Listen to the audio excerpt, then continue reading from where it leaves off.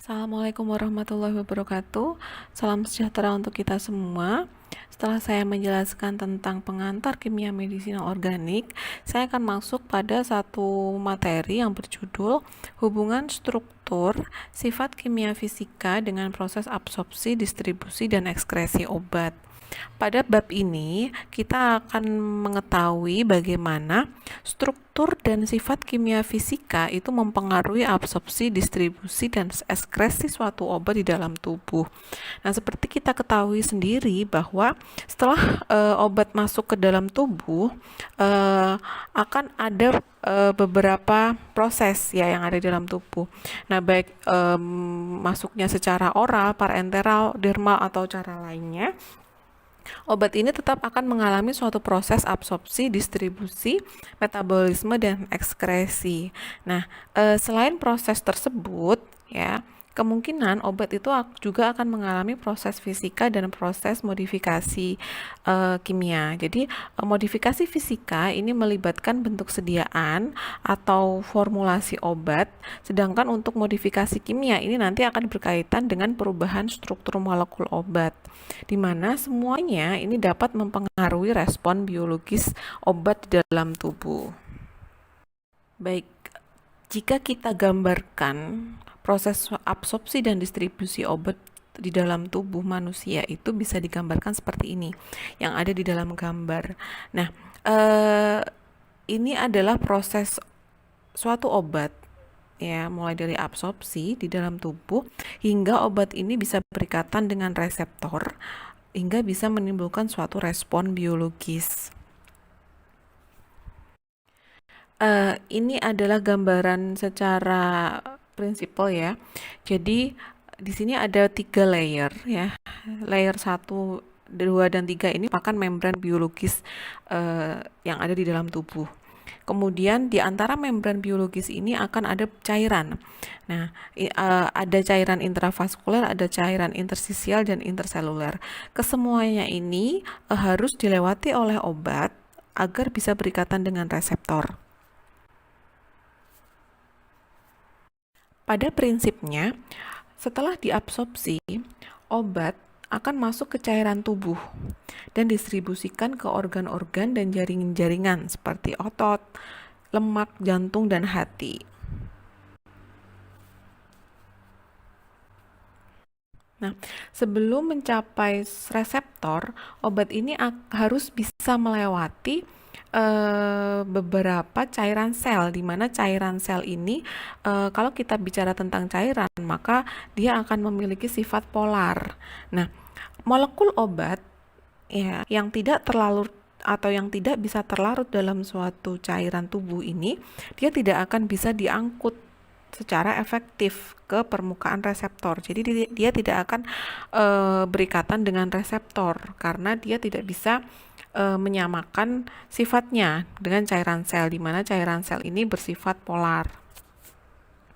Bu, kalau misalnya ada beberapa pertanyaan, ketika dia tidak bisa diangkut secara efektif, apa yang terjadi? Nah, yang terjadi adalah obat ini tidak akan bisa menimbulkan respon biologis.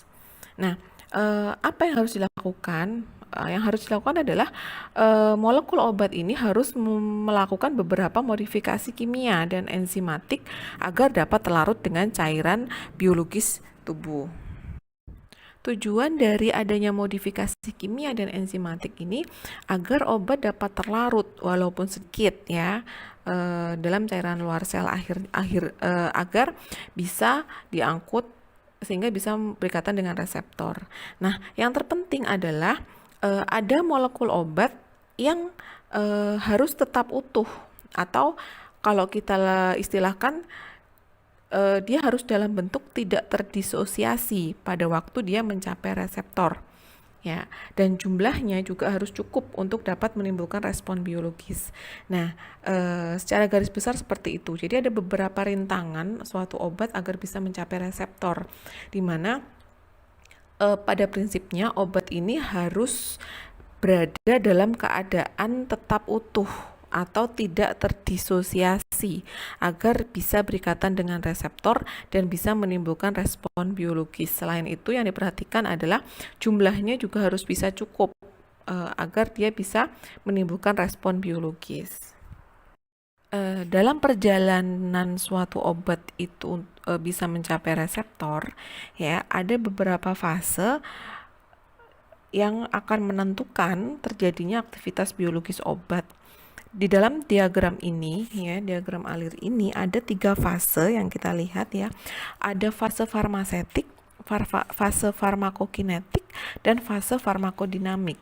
Di mana fase farmasetik ini ada di atas sendiri, meliputi fabrikasi, kemudian pengaturan dosis, kemudian formulanya, bagaimana formulanya, kemudian pecahnya bentuk sediaan, dan sampai terlarutnya obat aktif.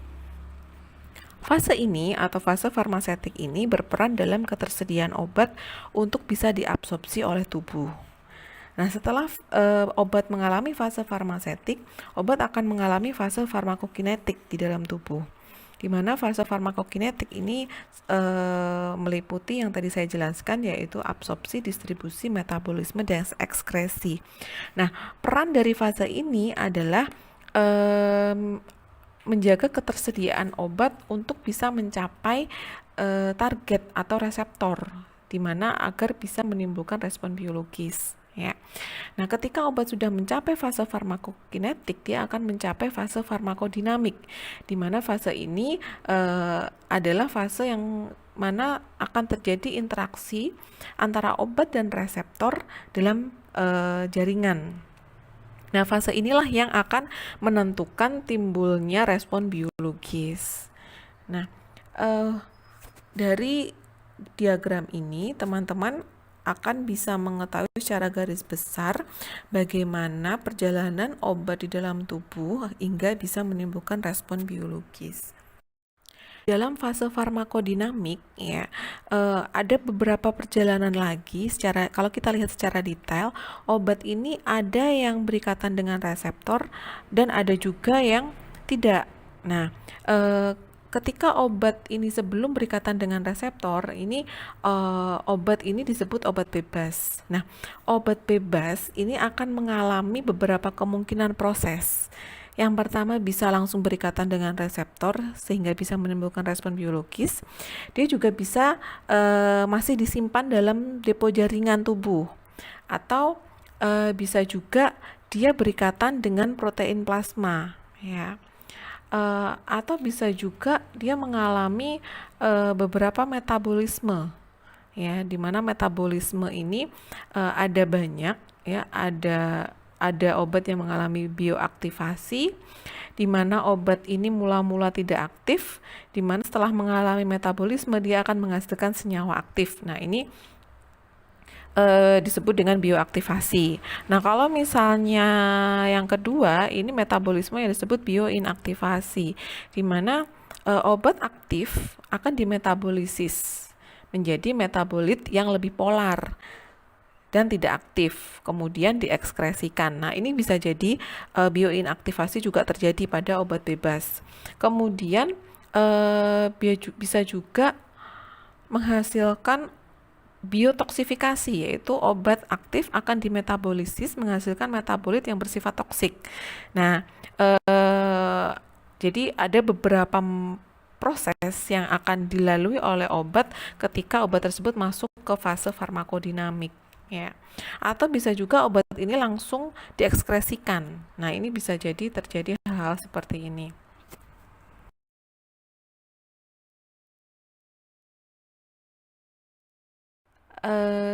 Setelah kita mengetahui secara garis besar bagaimana perjalanan obat di dalam tubuh, maka kita akan bisa membedakan cara pemberian obat baik secara oral, sublingual, rektal, parenteral tertentu. Ini akan melibatkan proses absorpsi yang berbeda-beda. Nah, pemberian secara parenteral, ya, seperti intravena atau intraspinal, ini tidak akan melibatkan proses absorpsi tentunya. Obat akan masuk ke peredaran darah dan kemudian akan langsung menuju ke sisi reseptor. Nah, selain itu, selain secara parenteral, hal ini juga berlaku pada obat-obat dengan pemberian inhalasi atau melalui kulit ataupun juga bisa melalui mata. Nah, proses absorpsi ini merupakan suatu hal yang penting dalam menentukan aktivitas farmakologis obat ya. Kalau misalnya terjadi kegagalan atau kehilangan obat selama proses absorpsi, ini akan mempengaruhi efek obat, di mana tentunya akan menyebabkan kegagalan pengobatan kalau absorpsinya tidak maksimal. Yang akan kita bahas di sini, ini ada berbagai macam proses absorpsi ya. Ada absorpsi obat melalui saluran cerna, kemudian ada absorpsi obat melalui mata, absorpsi obat melalui paru, atau absorpsi obat melalui kulit. Nah, tentunya ini memiliki perlakuan yang berbeda-beda. Kalau kita berbicara pada pemberian secara oral ya, sebelum masuk ke peredaran darah dan distribusikan ke seluruh tubuh, terlebih dahulu akan mengalami proses absorpsi pada saluran cerna. Nah, dalam absorpsi saluran cerna, hal-hal yang berpengaruh terhadap proses absorpsi obat ini antara lain adalah bentuk sediaan. Nah, ini akan berpengaruh terhadap kecepatan absorpsi obat ya. Misalnya ukuran partikel. Nah, ukuran partikel bentuk sediaan ini juga akan mempengaruhi absorpsi obat. Semakin kecil ukuran partikel, luas permukaan yang bersinggungan dengan pelarut ini akan semakin besar. Sehingga apa? Sehingga kecepatan melarutnya suatu obat ini akan semakin besar. Nah, adanya tambahan-tambahan bahan atau eksipien ya, seperti bahan pengisi, bahan penghancur, atau emulgator, ini dapat mempengaruhi waktu hancur dan melarutnya obat, sehingga dia juga akan berpengaruh pada kecepatan absorpsi obat. Nah, ini kalau kita berbicara pada bentuk sediaan. Kemudian sifat kimia fisika obat ini juga akan mempengaruhi absorpsi obat melalui saluran cerna. Ya, sifat kimia fisika obat seperti apa? Seperti bentuk asam, basa, ataukah dia dalam bentuk garam? Ya, dari obat ini dapat mempengaruhi kelarutan dan proses absorpsi obat. Ya, nah ini sangat berpengaruh. Kemudian faktor yang ketiga adalah faktor biologis. Nah, ini contoh dari faktor biologis yang berpengaruh terhadap proses absorpsi obat adalah variasi keasaman atau pH ya, pH saluran cerna. Bisa juga sekresi cairan lambung. Ya, ini juga sangat berpengaruh dan termasuk faktor biologis. Kemudian luas permukaan saluran cerna. Waktu pengosongan lambung itu juga akan mempengaruhi absorpsi obat saluran cerna. Kemudian faktor yang berpengaruh yang ketiga kita sebut dengan faktor lain ya. Ini misalnya umur pasien itu sendiri, kemudian makanan yang dimakan oleh pasien itu sendiri, kemudian apakah ada interaksi dengan obat lain atau senyawa lain, ataukah ada riwayat penyakit tertentu. Nah, ini juga akan mempengaruhi absorpsi obat melalui saluran cerna. Nah, pada prinsipnya, suatu obat sebelum mencapai reseptor itu dia harus melewati beberapa rintangan. Salah satunya adalah membran sel, di mana membran sel ini tersusun oleh molekul-molekul lemak atau kita sebut dengan lipid. Nah, obat yang bisa masuk atau bisa tembus membran sel ini harus bersifat lipid soluble atau dapat larut di dalam lemak.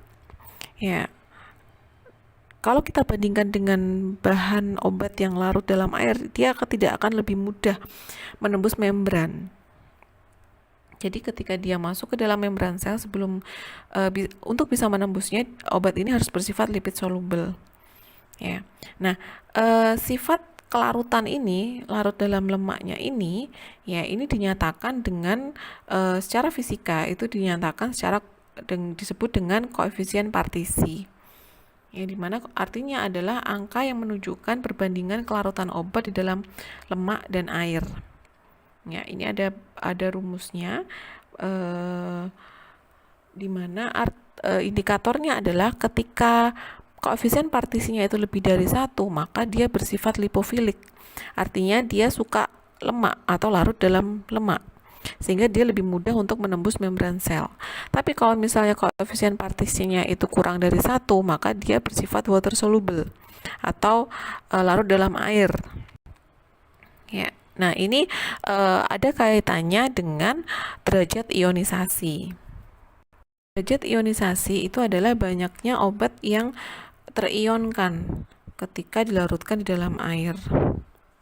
Nah, faktor penentu dari obat ini terionisasi atau tidak itu berdasarkan sifat asam atau sifat basa obat. Ya, apakah obat tersebut asam lemah atau asam basa. Tapi sebagian besar obat ini adalah asam lemah atau basa lemah biasanya ya. Tidak mungkin asam kuat atau basa kuat. Ya. Kemudian faktor penentu kedua ionisasi obat itu adalah sifat asam basa dari pelarutnya. Dia bersifat asam atau basa. Nah, obat yang bersifat asam lemah, ya prinsipnya pada ionisasi ini adalah obat yang bersifat asam lemah akan lebih terionisasi pada suasana basa. Ini tolong perlu diingat-ingat oleh teman-teman ya. Sedangkan obat yang bersifat basa lemah akan terionisasi pada suasana asam. Jadi kalau obat ini bersifat asam lemah, ya. Nah, obat-obat yang bersifat asam lemah, ya, seperti asam salisilat, asetosal. Nah, ini asam lemah ya. Dia akan lebih terionisasi pada suasana basa. Lebih terionisasi, jadi lebih bermuatan ketika dia berada pada suatu organ pencernaan yang bersifat basa. Sedangkan obat yang bersifat basa lemah, ya basa lemah itu biasanya amin aromatik, aminompirin, kafein. Nah, ini adalah obat-obat yang bersifat basa lemah. Nah, dia akan lebih mudah terionisasi pada suasana asam. Setelah kita tahu derajat ionisasi itu bagaimana mempengaruhi kelarutan suatu obat, maka yang perlu teman-teman ketahui ini bagaimana suatu cairan solvent akan berpengaruh terhadap ionisasi suatu obat.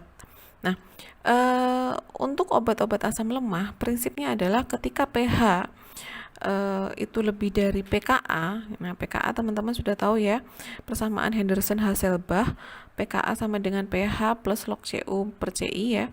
Kalau misalnya pH ini lebih dari pKa, maka ionisasi obat ini akan bisa mencapai 100%. Maka dia akan terion semua artinya ya.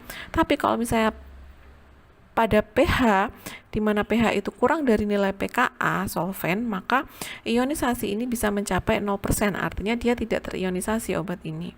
Sedangkan untuk obat-obat basa lemah, pada pH lebih dari pKa, kebalikannya, maka derajat ionisasinya dia mencapai 0%, artinya tidak ada yang terionisasi, dan obat ini masih bentuk molekul.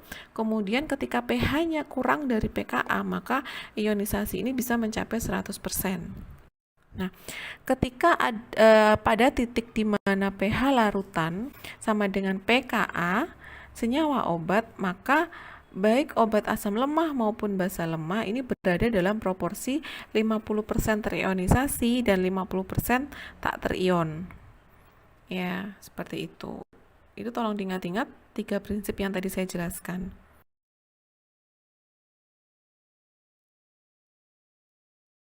Dari grafik ini kita akan melihat hubungan perubahan pH dengan persen bentuk molekul obat. Ya. Ini sumbu X ini akan menggambarkan tentang pH di dalam tubuh, di mana antara usus, lambung ini akan memiliki pH yang berbeda-beda. Kalau lambung ini akan cenderung lebih asam ya, antara 1 sampai 3. Sedangkan kalau usus ini pH-nya akan cenderung lebih basa, di mana sekitar 5 sampai 8 pH-nya. Nah, sumbu Y ini adalah persen bentuk molekul. Nah, kalau kita lihat dari kurva yang ada, kita katakanlah kita akan bahas tentang kurva asam lemah terlebih dahulu. Nah, pada obat yang bersifat asam lemah, ketika dia masuk ke dalam suatu organ tubuh yang bersifat asam ya, 1 sampai 3 ya misalnya ya, ini berarti berada di dalam lambung ya. Ketika obat asam lemah berada di lambung ya, maka persen bentuk molekulnya itu akan lebih besar. Nah, ketika obat ini berjalan terus ya, terus sampai kepada organ yang bersifat basa, maka persen bentuk molekulnya itu akan semakin kecil. ya. Kemudian hal ini berkebalikan pada obat-obat yang bersifat basa lemah. Pada obat-obat yang bersifat basa lemah, ketika dia masuk ke dalam organ yang asam, dia akan dalam bentuk molekulnya itu akan semakin kecil. Jadi persen bentuk molekulnya lebih rendah ketika daripada obat itu masuk kepada suatu organ yang suasananya basah. Justru obat-obat yang bersifat basa lemah, persen bentuk molekul itu akan lebih tinggi, itu berada pada suasana basah. Nah, kembali pada prinsip di mana obat yang berbentuk molekul, ya, obat yang masih dalam bentuk molekul obat, itu dia akan mudah larut di dalam lemak. Nah, kalau dia larut dalam lemak atau lipid soluble, maka obat ini akan mudah menembus membran biologis. Kalau dia menembus membran biologis mudah, maka jumlah yang berinteraksi dengan reseptor ini akan semakin lebih besar. Sehingga aktivitas biologisnya juga akan lebih besar. Ya. Jadi ini tolong diingat-ingat. Obat ini akan lebih mudah berinteraksi dengan reseptor ketika dia berada dalam bentuk molekul. Ya. Bukan dalam bentuk ion. Nah, hubungannya tadi sama derajat ionisasi. Semakin besar bentuk molekul, maka akan semakin kecil bentuk ionnya.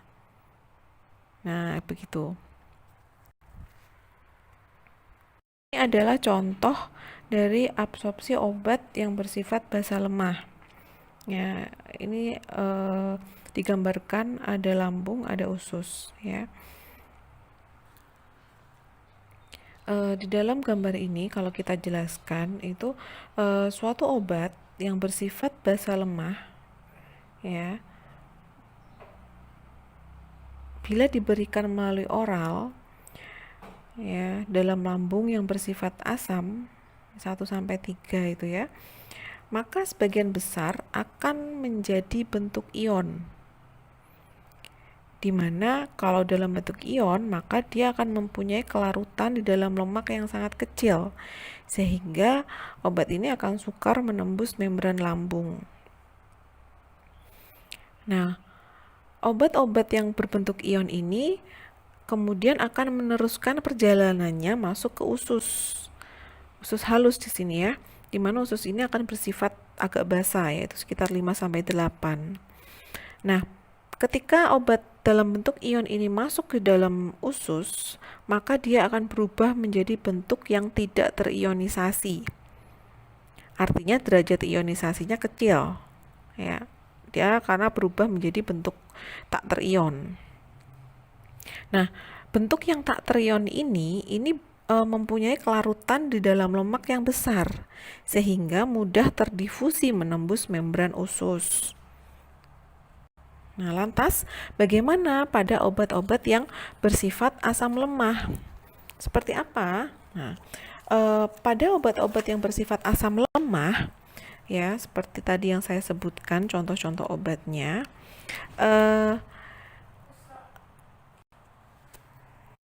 ketika masuk ke dalam lambung, di mana lambung ini akan, ya, yang bersifat asam, ya, akan terdapat dalam bentuk tidak terionisasi.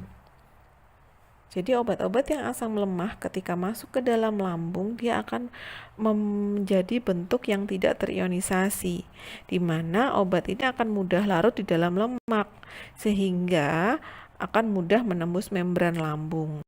Dia tidak akan masuk ke dalam usus karena di dalam lambung dia akan sudah bisa menembus membran lambung.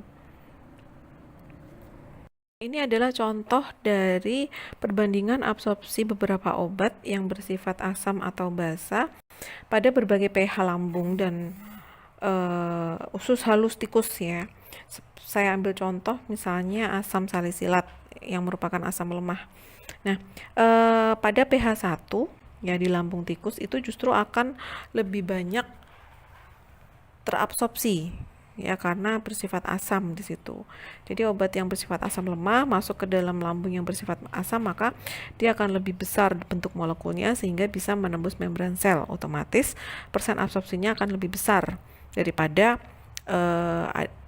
obat tersebut berada di pH 8. Ya, lambung yang di pH 8. Begitu seterusnya sama. Kemudian ini merupakan tabel yang menunjukkan hubungan antara kelarutan beberapa senyawa dalam lemak yang dinyatakan dengan koefisien partisi kloroform air dan derajat absorpsi melalui membran biologis. Dalam hal ini adalah dinding usus. Di mana di dalam tabel ini dapat diketahui bahwa semakin tinggi nilai koefisien partisi, maka kelarutan di dalam lemak itu akan semakin tinggi. Kalau kelarutan dalam lemak semakin tinggi, otomatis obat ini dalam bentuk molekul atau dalam bentuk tak terion, ya, sehingga absorpsinya akan semakin besar.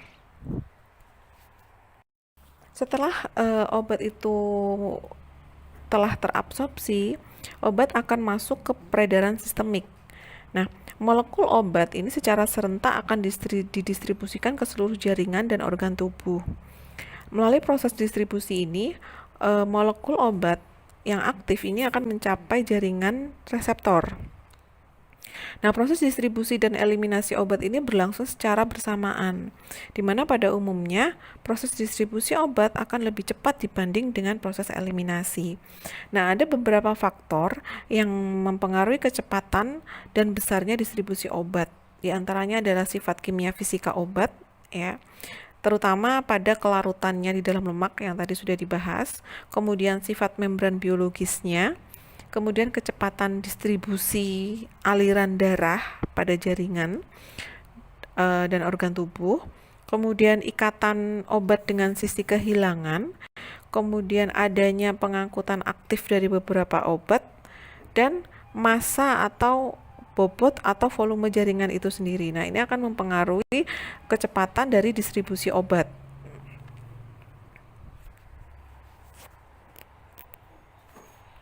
Bicara tentang distribusi obat, maka tentunya kita akan berbicara pada struktur membran biologis dan hubungan struktur kimia fisika dengan proses distribusi, ya.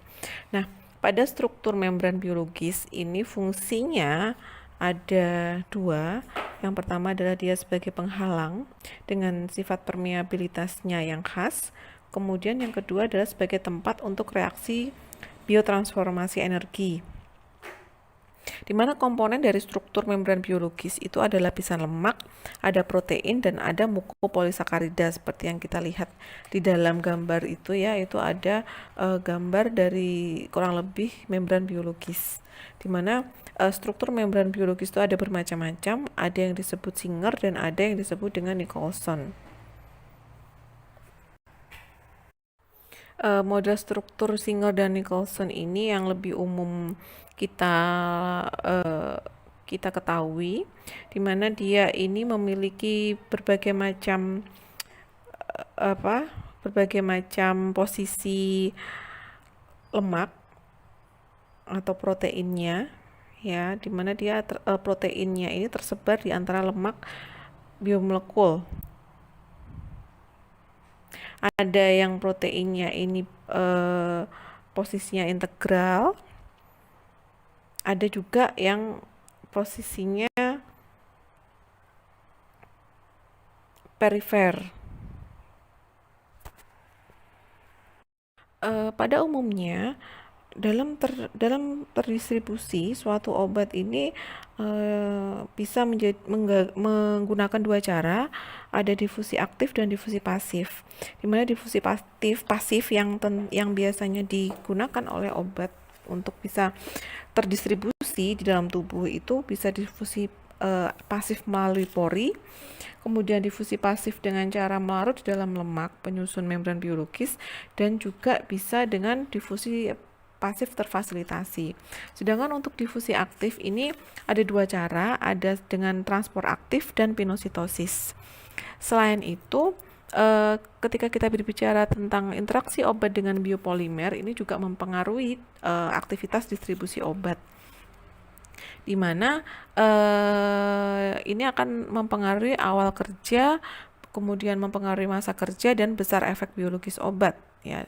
Bagaimana obat ini bisa berinteraksi dengan biopolimer pada membran biologis ini akan mempengaruhi 3 hal tersebut. Ada 2 macam interaksi, ada interaksi tidak khas dan interaksi khas. Di mana interaksi tidak khas ini bersifat reversible, di mana ikatannya lemah dan tidak memberikan efek yang berlangsung lama. Dia juga tidak terjadi perubahan struktur molekul obat, ya. Kemudian dia juga tidak menghasilkan respon biologis, ya. Contohnya di sini adalah interaksi antara obat dan jaringan, interaksi obat dengan asam nukleat, interaksi obat dengan lemak. Dia hanya berinteraksi saja. Sedangkan interaksi khas ini akan terjadi perubahan struktur makromolekul reseptor, sehingga apa? Sehingga bisa menimbulkan respon biologis.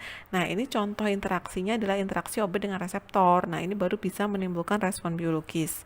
Kemudian obat dengan enzim biotransformasi ini pun juga akan bisa menimbulkan respon biologis karena dia termasuk dalam interaksi khas. Ada juga interaksi obat dengan protein. Nah, interaksi obat dengan protein ini sifatnya adalah reversible, di mana ikatan kimianya ini terdiri dari ion, hidrogen, hidrofob, dan ikatan van der Waals. Kemudian protein yang terjadi interaksi dengan obat ini merupakan protein di mana komposisinya adalah komposisi darah, yaitu sebesar 6,5%, dan selebihnya adalah albumin. Nah, interaksi obat dengan albumin ini bisa terjadi ketika albumin ini memiliki berat molekul yang besar, kemudian bersifat amfoter, kemudian pH isoelektriknya itu kurang dari pH fisiologis, kemudian dia mengandung ion Zwitter sehingga dapat berikatan dengan kation dan anion obat. Kadar obat bebas dalam darah ini berikatan dengan kadar obat protein. Jika protein telah jenuh, maka obat bebas yang berikatan dengan reseptor ini bisa menimbulkan respon biologis. Kalau misalnya kadar obat bebasnya ini rendah, maka kompleks antara obat protein ini akan terurai sehingga obat akan bebas kembali ke darah. Jadi ada beberapa kadar tertentu obat ini agar bisa menimbulkan respon biologis ketika dia berinteraksi dengan protein. Untuk bisa berinteraksi dengan protein, molekul obat ini harus memiliki struktur dengan derajat kekhasan yang tinggi, walaupun tidak terlalu khas. Seperti interaksi pada reseptornya, ini kan khas banget ya. Pada umumnya, pengikatan obat oleh protein plasma ini lebih tergantung pada struktur kimia dibandingkan dengan koefisien partisi lemak air. Jadi dia lebih melihat pada sisi struktur kimianya obat. Seperti pada tabel yang ditunjukkan pada slide berikut, terlihat bahwa perubahan struktur rantai samping alanin, ya ini adalah struktur alanin.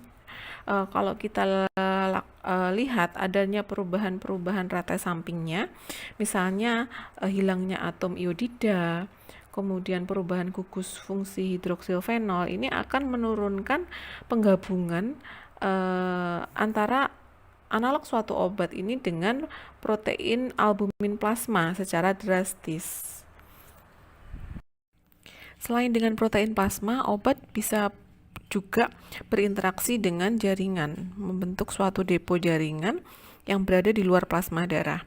Nah, contohnya adalah chlorpromazin. Chlorpromazin ini ternyata dia memiliki perbandingan total obat dalam jaringan dan plasma darah, khususnya jaringan otak, itu adalah 500:10. Dimana artinya bahwa chlorpromazin ini lebih terikat pada jaringan otak lebih besar ya dibanding dengan protein plasma. Terkadang juga ikatan antara obat dengan jaringan ini juga mempengaruhi aktivitas biologis obat. Nah, pengikatan obat ya oleh protein plasma dan jaringan ini dapat memberikan penjelasan bahwa mengapa ada suatu kadar total obat yang sudah tinggi di dalam darah tapi tidak memberikan keefektivitasan yang tinggi. Jadi belum tentu kadar total obat yang tinggi di dalam darah itu memiliki keefektifan yang tinggi. Nah, hal ini dipengaruhi oleh ikatan antara obat dan jaringan. Seperti yang dicontohkan pada diagram, di mana terdapat perbandingan kadar antara obat A dan obat B, baik dalam darah dan dalam jaringan. Ketika kita lihat obat A, ternyata kadar obat yang terikat di dalam darah itu lebih besar daripada dia terikat pada jaringan. Begitu juga pada obat B, ternyata meskipun kadar totalnya itu tinggi, obat yang terikat itu lebih sedikit daripada obat A di dalam darah. Nah, hal ini yang menunjukkan bahwa ternyata ikatan kompleks antara obat dan jaringan ini mempengaruhi aktivitas biologis. Kemudian, seperti yang tadi saya jelaskan sekilas tentang interaksi khas, yang merupakan interaksi yang menyebabkan perubahan struktur makromolekul reseptor sehingga akan timbul respon biologis tadi ya. Nah, yang termasuk dari interaksi khas itu adalah interaksi obat dengan enzim biotransformasi dan interaksi obat dengan reseptor tadi ya. Nah, secara detail ketika kita bahas tentang interaksi obat dengan enzim biotransformasi, ini ditinjau dari tipe interaksinya, ini bersifat relatif tidak khas ya. Tetapi kalau kita ditinjau dari akibat interaksinya, apa akibat yang ditimbulkan, ini ternyata dia bersifat khas. Contohnya di sini adalah naproxen. Nah, naproxen ini dapat menghambat enzim siklooksigenase untuk mengubah asam arakidonat menjadi prostaglandin. Nah, interaksi ini ternyata dia akan dapat digunakan untuk obat nyeri dan radang, sehingga ini menimbulkan respon biologis. Nah, ini disebut dengan interaksi khas. Kemudian yang kedua adalah interaksi obat dengan reseptor. Nah, tentunya ini pasti adalah interaksi yang khas ya, di mana interaksi obat dan reseptor ini akan terjadi melalui dua tahap. Yang pertama adalah kombinasi molekul obat dengan reseptor khas, di mana interaksi ini akan memerlukan afinitas. Kemudian yang kedua adalah kombinasi yang dapat menyebabkan perubahan konformasi makromolekul protein, sehingga bisa timbul respon biologis. Nah, kombinasi obat reseptor, ya, kombinasi antara obat dengan reseptor ini akan memerlukan efikasi, yaitu kemampuan obat untuk bisa mengubah bentuk konformasi makromolekul protein sehingga bisa menimbulkan respon biologis ya. Di mana reseptor di sini ya, reseptor yang digunakan oleh obat untuk berikatan ini ada dua bagian yang khas. Yang pertama adalah bagian yang bertanggung jawab terjadinya afinitas sehingga bisa terbentuk kompleks obat reseptor ya. Kemudian bagian yang kedua adalah bagian yang bertanggung jawab terjadinya efikasi sehingga timbul respon biologis.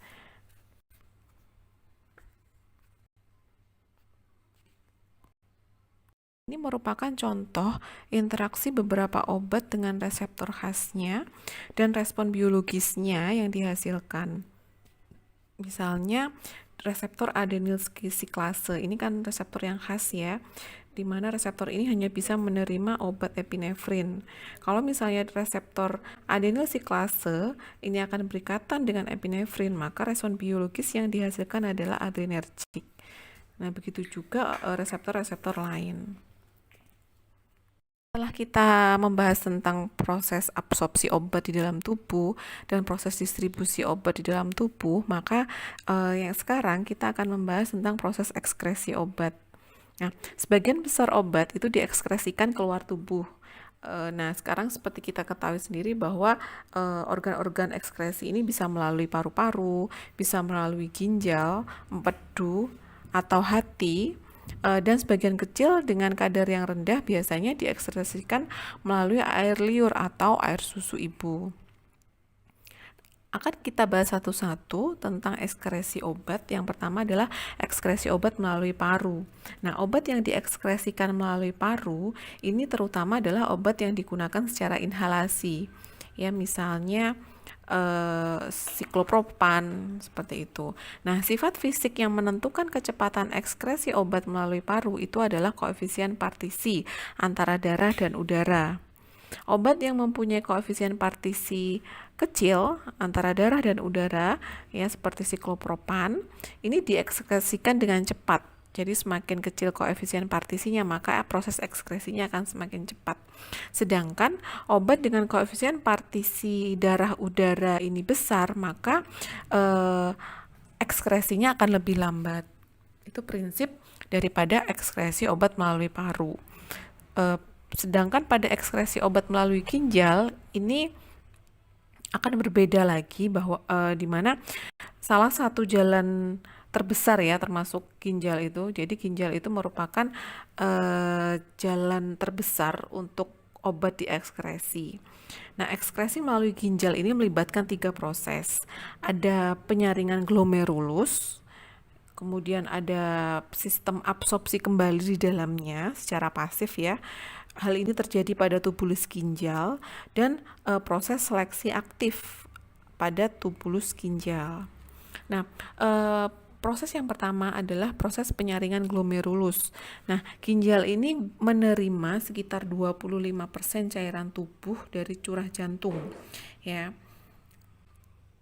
Dan 10%-nya ini akan disaring melalui glomerulus, di mana membran glomerulus ini akan mempunyai pori-pori karakteristik sehingga dapat dilewati oleh molekul obat dengan ukuran tertentu. Kemudian setelah dia mengalami penyaringan glomerulus, obat ini akan mengalami absorpsi kembali secara difusi secara pasif pada tubulus ginjal. Sebagian besar obat akan diabsorpsi kembali pada tubulus ginjal.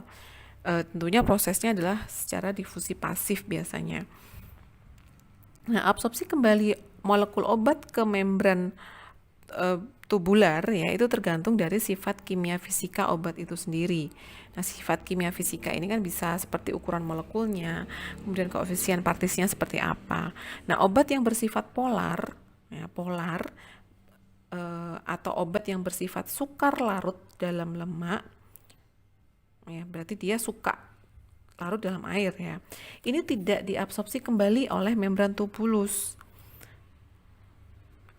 Oleh karena itu di sini kita bisa menyimpulkan bahwa absorpsi kembali oleh tubulus ini sangat tergantung pada pH urin. Ya, jadi obat yang bersifat elektrolit lemah pada urin normal ya, sebagian besar akan terdapat pada bentuk tidak terdisosiasi, di mana dia akan mudah larut dalam lemak sehingga mudah diabsorpsi kembali oleh tubular. Kemudian yang ketiga adalah ekskresi obat melalui empedu. Tidak semua obat itu bisa diekskresikan melalui empedu. Hanya obat-obat dengan berat molekul lebih kecil dari 150 saja yang bisa diekskresikan melewati empedu. Biasanya obat-obat yang diekskresikan melalui empedu ini dalam bentuk terkonjugasi dengan glukuronat atau sulfat atau glisin. Di dalam hal ini maka obat-obat yang sudah dalam bentuk terkonjugasi ini di usus dia akan membentuk suatu konjugat ya, sehingga akan secara langsung diekskresikan melalui tinja.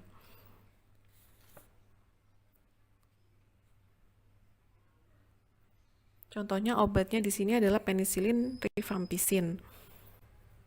Nah, ada juga obat yang harus dihidrolisis dulu oleh bakteri. Nah, di sini obat-obat yang mengalami hidrolisis oleh bakteri ini akan masuk pada siklus enterohepatik. Contohnya obat-obat estrogen, digitoksin, hormon. Nah, ini adalah obat-obat yang diekskresikan melalui empedu tapi dengan cara hidrolisis oleh bakteri usus. Adalah gambar secara garis besar terjadinya proses ekskresi obat di dalam tubuh. Jadi ada beberapa macam, di mana ada ekskresi obat melalui paru, yaitu berupa ekspirasi, kemudian ekskresi melalui ginjal. Ada beberapa hal yang terjadi, yaitu penyaringan glomerulus, kemudian eh, absorpsi kembali atau reabsorpsi ya oleh tubulus. Kemudian bisa juga ekskresi obat melalui empedu yang sebelah kiri kita ya, di mana di dalam empedu ini akan terjadi beberapa cara ekskresi. Ada yang melalui siklus enterohepatik, atau bisa juga terjadi dalam bentuk langsung diekskresikan melalui tinja. Demikian materi 1 yang saya sampaikan. Apabila ada beberapa hal yang tidak jelas atau kurang dan dirasa perlu ditanyakan, maka teman-teman bisa mengupload pertanyaan tersebut pada kolom obrolan dan forum yang ada pada SPADA dari yang sudah disediakan pada mata kuliah ini. Demikian, semoga apa yang saya jelaskan ini bisa bermanfaat dan teman-teman bisa mengakses secara lengkap tentang materi kimia medisinal organik ini pada buku yang berjudul Kimia Medisinal Jilid 1 karangan dari Bapak Siswandono dan Bambang Soekarjo. Mungkin untuk bisa lebih paham itu bisa membaca buku tersebut. Demikian yang bisa saya sampaikan. Wassalamualaikum warahmatullahi wabarakatuh.